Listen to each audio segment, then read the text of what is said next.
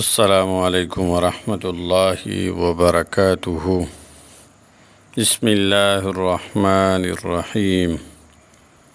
ټول تعریفونه د رب ذوالجلال دپاره چې خالق او مالک او پروردگار د کل عالم دی، او درود پاک په خاتم الانبیاء د مدینه جانان حضرت محمد صلی الله علیه وسلم باندې.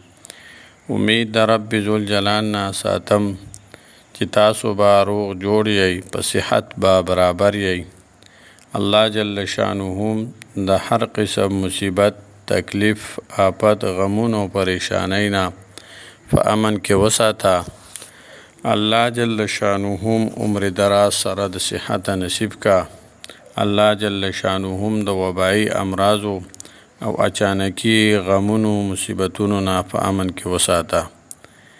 عزتمندو، ما نن ستاسو دپاره یو ډیر مجرب او اسانه وظیفه راوړې ده.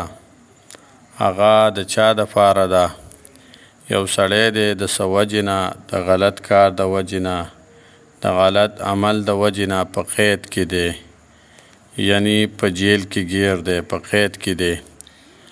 او د هغه راخلاصېدل، د قید نه راخلاصېدل ډیر مشکل دی، ناممکنه خبره ده.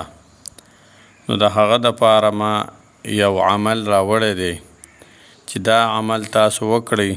الله جل شانه به په خپل فضل و کرم سره او د دې عمل یعنی د دې وظیفې په کولو سره هغه ته رهایي یعنی د قید نه راخلاصېدل نصیب کوي.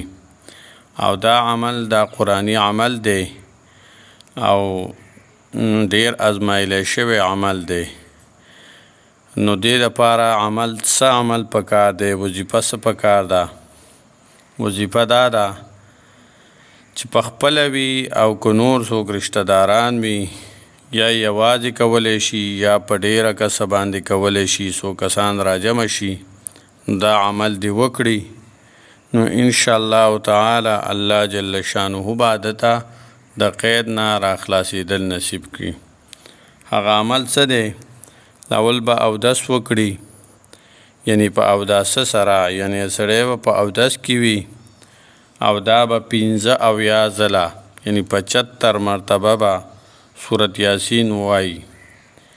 انشاءالله تعالی د دې عمل په کولو سره به د دې قیدي د قید نه راخلاصېدل زر تر زره الله جل شانه د دې بندوبست کوي په خپل فضل و کرم سره او د دې وظیفې په برکت سره.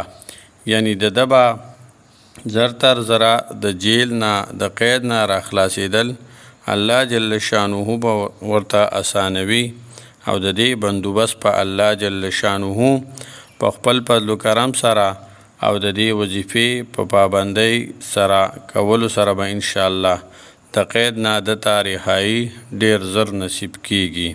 دا عمل وکړئ. د چا چې څوک په قید کې وي الله جل شانه به زر تر زره د راخلاصېدو، د قید نه د راخلاصېدو د رهایي بندوبست کوي. السلام علیکم ورحمت الله وبرکاتہ.